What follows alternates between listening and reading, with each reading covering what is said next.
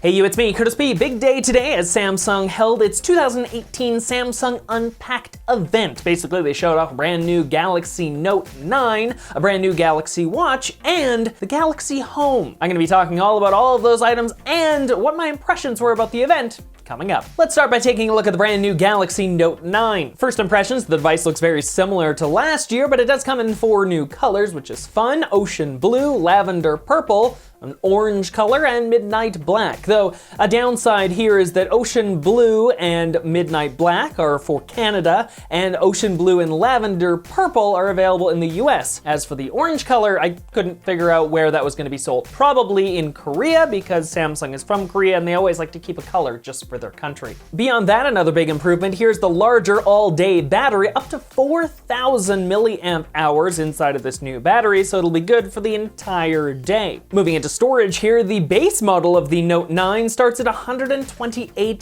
gigabytes, but it goes all the way up to 512 gigs. That is huge, but not only that, it has expandable storage space for up to another 512 gigs. That's a total of 1 terabyte on your smartphone. That's impressive. Not sure exactly what you're going to use it all for, but hey, a terabyte in your pocket?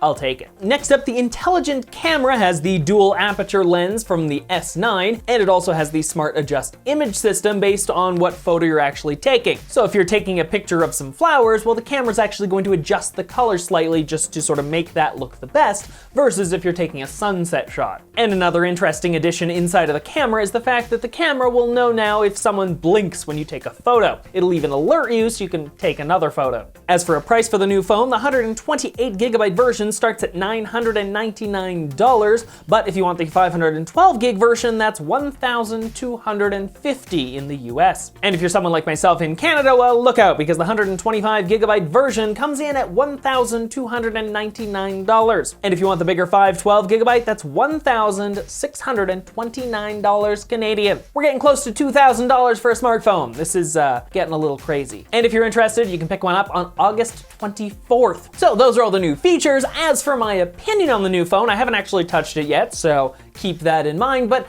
it looks nice. Last year's Note 8 was a great phone. Lots of people were touting how it was probably one of the best Notes Samsung has ever made, and it was the leader in the smartphone game. As for this year, I'm not overly upset that Samsung didn't revolutionize and change the entire Note platform, because you know what? Like, the Note platform is great. It works really well. The S Pen is really nice, including the fact that now the S Pen has built-in Bluetooth, so low energy Bluetooth, which is really nice. So you can use the S Pen to actually like change slides or even take pictures, which is kind of a cool thing. It's like a wireless remote built right into your smartphone. So that's a fun new feature. Overall, I've heard a lot of people say that the Note line is something they absolutely love, and this will not disappoint, because if you want a new Note smartphone, the Note 9 is definitely what you're gonna wanna get. As for the price though, again, it's a premium high-end smartphone, so expect high prices, as I've already stated. But to end it off, the phone looks really nice, and hopefully I can get some hands-on experience with it in the near future. The next big announcement at Unpacked 2018 was the Galaxy Watch, a rebrand of Samsung's wearable line. The new Galaxy Watch looks very similar to last year's design, which is okay because I thought it looked really well. It also, of course, still supports multiple bands, and it has tons of watch faces, which of course you can download from the Galaxy Store. It now includes a longer battery life, has an LTE connection, and it comes in 2 different models, a 46mm version, which comes in silver, or a 42mm in black or rose gold. They'll be available just like the phone on August 24th. The smaller version will be available for $329, but the larger version will be $349. My thoughts on the new smartwatch: it looks good. I reviewed the Gear S3 a couple of years ago, and I thought it was amazing. Link to that video in the description down below, but I loved it. I wear the Apple Watch every day, but the Gear S3 was awesome. I really loved it. I love the rotating bezel on it. It's just like an amazing design, super fun to use, and yeah, I loved it. So the Galaxy Watch, I think it looks really nice, and again, I would love to test it out in the future. I think it's a good wearable. If you're on Android and you're looking for a wearable, this is probably the one you're gonna wanna get. Also, just a note here, it actually doesn't run Android Wear. This runs a Tizen-based operating system, which is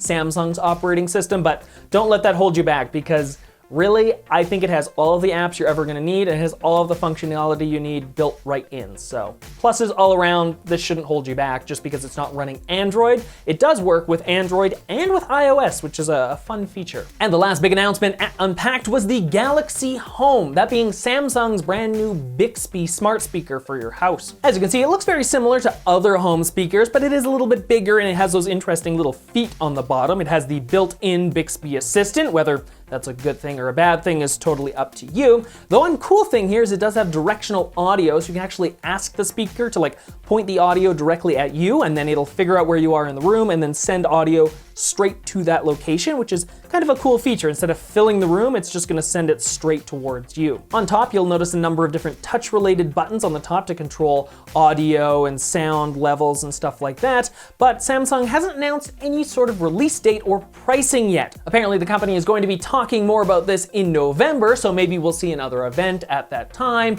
or there'll just be an announcement online to sort of say, hey, here's the pricing, and here's the actual availability date. My take on this, it looks really good. You know, it looks like a nice speaker, very similar to the other ones, but I think it's too little too late here. The Bixby built-in assistant, I don't think that's a plus like Samsung thinks it is. I would much rather have Google's actual assistant built into this instead of Bixby. In a world where Amazon is already producing a million different versions of the Echo, and then now you have Google also producing a number of different versions of the Google Home, Apple, of course, just started shipping the HomePod earlier this year, and now Samsung is joining the market.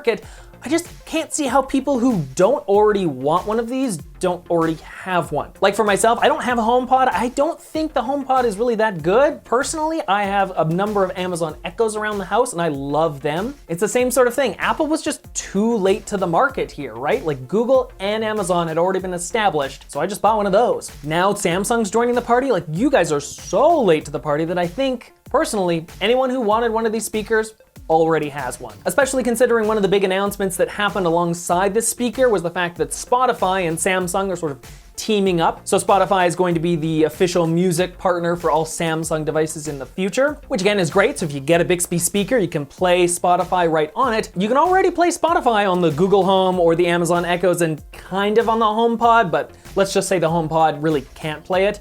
There's already 2 other established speakers for your home that you probably already have that can play Spotify, so I don't understand that. So you can put Spotify on your Samsung phone, that's great, but it's probably already on the speaker system in your house. So I don't know, we'll see. Maybe this will be a big success, but I just can't see Samsung being able to push these out, especially considering like the Google Home and the Amazon Echoes are so cheap already. Like, they've got to price this thing really competitively in order to make people actually want to buy them. So I just can't see it. Also, the assistant built in, no thank you. I'll take Amazon's Alexa or I'll take Google's Home. Uh-oh, I just woke up the Alexa. Sorry. So those are just my thoughts on the Samsung Unpacked 2018 event. Let me know in the comment section down below what you guys actually thought about this. Did you like the event? Did you like any of the products? Do you want to pick up any of the products announced?